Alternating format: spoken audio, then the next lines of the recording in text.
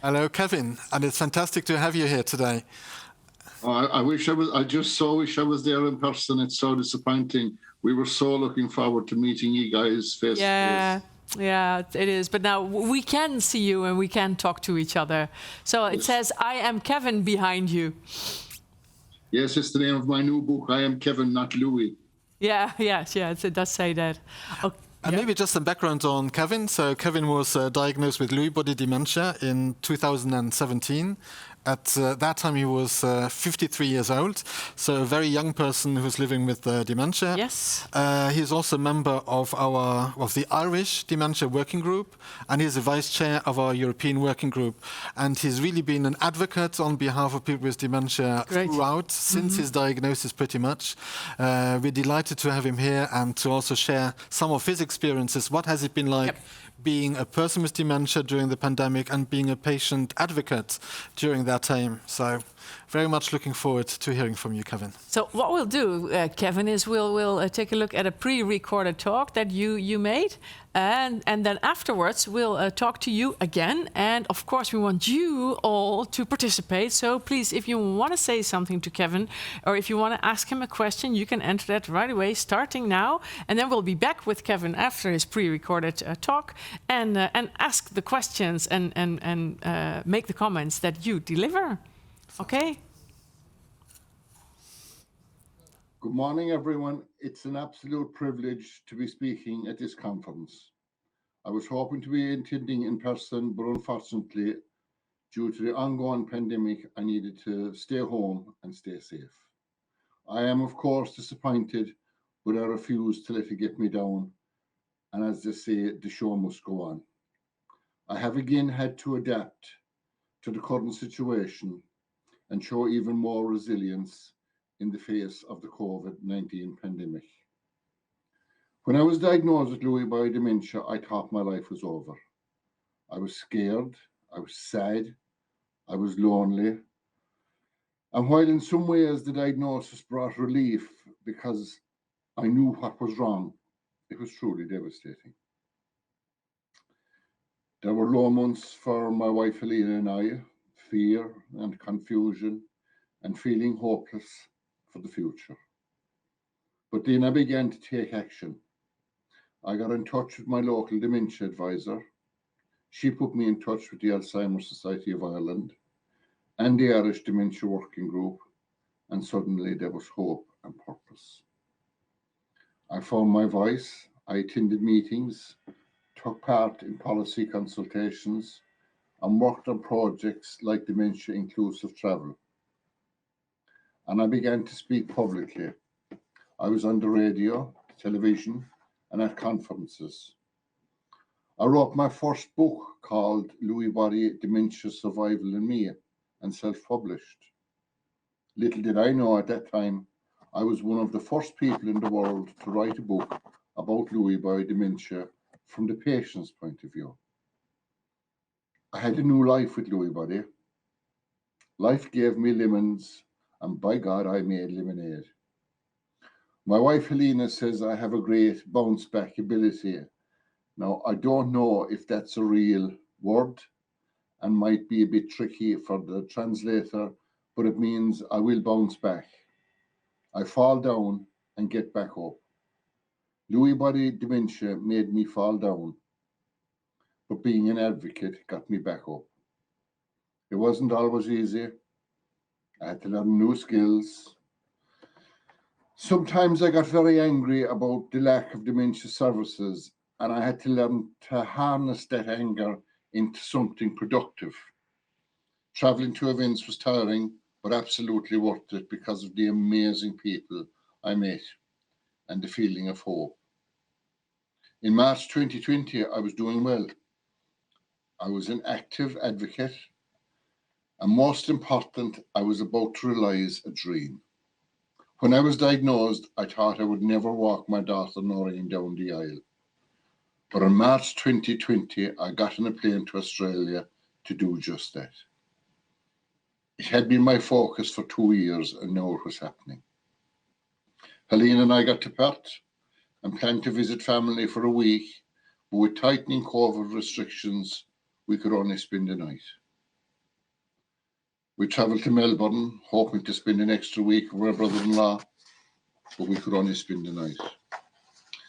We went to Sydney and I felt such relief. We're here, kids, this is it. I'm going to walk Noreen down the aisle. But then Sydney went into lockdown and the wedding was cancelled. I remember Noreen and I sitting looking at each other, heartbroken. This had been the focus for 2 years. It fueled my fight, and now the dream was over. I got a letter from the Department of Foreign Affairs telling me to get out of Australia. But that was easier said than done. We struggled to get flights. People were going to the airport every day of the week, sitting there crying, desperate to leave. No one knew how the pandemic was going to go. There are 6 million people in Sydney. It's a small area with a lot of people. I worried we were all going to die in this pandemic. Finally, we got a flight. I remember being in the departure lounge in Sydney Airport. 1,000 people crammed in like sardines. I didn't know who had COVID, who didn't. And I was very, very scared. We swapped planes in Doha with no break, and I was exhausted, but desperate to get home. I am forever grateful to Irish Rail, who arranged the train travel home, as the restrictions in Ireland were so severe that no one could travel to the airport for us. Helene and I came home to a complete lockdown, so frightened that we might develop COVID. Each day I would walk over and back the road at 7 a.m. My neighbour, who's a farmer, his dogs would bark and he knew I was outside. And we would stand about 30 feet away from each other and we'd talk for about 10 minutes. That was the only contact I had for 2 weeks. But after that came the toughest 2 days since I was diagnosed. I had spent 14 days wondering if I had COVID. Now I knew I was clear. But what was I going to do to fill my days? I lived 3 miles from the nearest town and couldn't go anywhere or meet anyone. I had 2 days of a severe tailspin. I was low and frightened. But then I asked myself, how did I handle being diagnosed? What did I do to stay active? After Lewy body, I spoke to my dementia advisor, Amy. I got into advocacy work with the Alzheimer Society and Claudia, and I stayed social. So I decided I had to do the same thing. Talk to Amy, talk to Claudia, make social plans, even if only over Zoom. You build resistance by going through something difficult. I took the lessons I had learned living with Lewy body dementia and applied them to the pandemic. I treated COVID like Lewy body dementia. I did not let it define me. I did not let it lock me up. I actually got busier than ever. I remember what Helena had said about my bounce back ability, and I began bouncing. I expanded advocacy work. I took more Zoom calls. I got involved in research projects, applied for the European Working Group of People with Dementia, and I thought about a second book. And today, that second book is a reality and is for sale in the conference shop. The name of the book is I Am Kevin, Not Louis. The book is about hope and resilience, and my dream is that someone will put down the book and think, if he can do it, then so can I. I remember in June 2020, the Irish Dementia Working Group launched our guide called Hear Our Voice, and we did it online. We had completed the work over Zoom, and I chaired the online launch, and I was buzzing. Over 150 people attended, and I realized we can do this. I threw myself into work. I became co-founder of Lewy body Ireland. Lewy body is the second most common form of dementia, and little is known about the condition. It is an honour to work with such passionate people in Lewy body Ireland and to work so closely and with support from the Alzheimer Society of Ireland. We are stronger together and we must educate the world dementia is not just memory loss. Helena and I took our dementia cafe online and met other people struggling with COVID, and there was great comfort in that. I got involved in Dementia Trials Ireland, and I was excited to be the patient representative in this critical work. I took part in a research project on resilience called Re-Empowerment Against Loneliness, led by Dr. Andrew Wormald at the University of Limerick. Andrew actually made me co-lead, another first. I learned a lot about myself. I am stronger than I thought, and I never give up on myself long term. I might have a few bad days, but I can get back up. Advocacy work motivates me. If I give up, I would be leaving down all of the people living with dementia, and I would be letting myself down. I look at COVID as another hurdle to jump, slightly higher, but it's just another hurdle. And by God, did I jump it. I know there are people at home thinking, I can't do that. I'm struggling too much. I want to say there isn't a family out there without a difficulty. You are not alone. It would have been impossible to do what I have done on my own. Reach out and ask for help, and do not be afraid to fall. Sometimes the help is hard to find, so take small steps. Talk to a neighbour or a friend. During COVID, I found two of my friends and we got closer. Two people who do not have dementia. We support each other. I actually put a fridge and a television in my shed, and we had a few beers, sat 2 meters apart and watched horse racing. It was a bit of normality. I was inspired by the resilience of other people, and I saw how my colleagues in the European Working Group coped and learned from that. As long as I have been an advocate, Dr. Helen Rochford-Brennan has inspired me. I know the last few months has not been easy. The loss of her husband, Sean. Being bereaved in a pandemic is really difficult. Despite this, Helen is a great friend to me and reached out and is always there when I need to talk to her. I still have hard days, and as well as dementia, I have other health issues. I have been in hospital every month for the last few months, and I've had tough nights with my hallucinations. As I navigate the health service, I encounter a severe lack of understanding about Lewy body dementia, but that motivates me to keep up the advocacy work. I want to finish by saying, well done to you. You made it. You are here. You survived the pandemic. You have built your resilience by going through something difficult, and you are stronger now.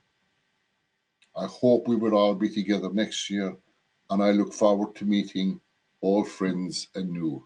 Thank you. Wow, Kevin, thanks so much. I think that everyone around the world should listen to this. Don't you think? I think it's absolutely, well, the comments in the chat are talking that there's a model of resilience, that it's inspirational to hear you speak, and I have to say, I absolutely agree, Kevin. It's been a fantastic presentation, but it also really shows that you have a talent to be optimistic, to be able to bounce back, because having to deal with Lewy body dementia, then having to deal with COVID, that's asking an awful lot of people. It was frightening. And you have done that admirably. Yeah. Yes. Bounce back. So and people say that a rainbow, let me see, where was that comment? That a rainbow appeared during your speech, and that it was very appropriate, and that it was brilliant, and that it's well said, and that we need more opportunities to hear this level of resilience like yours. And people agree with you, and also on education, very critical as a solution, well said, motivating and inspirational. And somebody even sent you a poem. We'll make sure that you get it about bounceability. I also had a question, Kevin, because you say that the most important thing is asking for help. Yeah. And what was it that for you made the biggest difference for you as a person in your life? What type of help was the most useful and practical? I was one of the lucky ones, because when I was diagnosed with Lewy body dementia, my doctor didn't know a lot about it. My neurologist did, but my doctor didn't.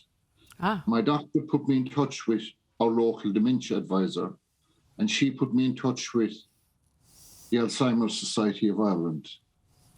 And I became part of their working group. And it was there my new life began. They gave me such hope, and I see so many people with different types of dementias, and we got involved in so much different work. And I realized there's a lot more to Kevin Quaid than I ever knew. Yeah, of course. And there's a lot more to everyone. We all have an inner strength, and deep down inside in us, when we're at our lowest and we're at our most despair, just look that little bit deeper, because you will find that something. I think so too. Yes. So it's about also supporting and helping find your inner strength, your quality, your abilities. Wonderful. So Kevin, thank you so much. Do you like music? Oh, is he still there? Can you hear me? Yeah. Do you like music? Love music. Yeah, you love music? Okay, so we're going to listen to a little more music now. And we really want to thank you. That was impressive. And hope to meet you live one day. Yes? That would be lovely. Hopefully very soon. Thank you so much. Thank you so much. Thank you so much. So Jean, this was the ending of just the opening. So there's lots more to come. And the plenary session will be on tomorrow morning again at 9. And there'll be cooking. Even at 8:45. So if you want to start with music, 8:45 tomorrow. With a cup of coffee and a wonderful music. And then we will be starting right away. So I think we did a good start, right?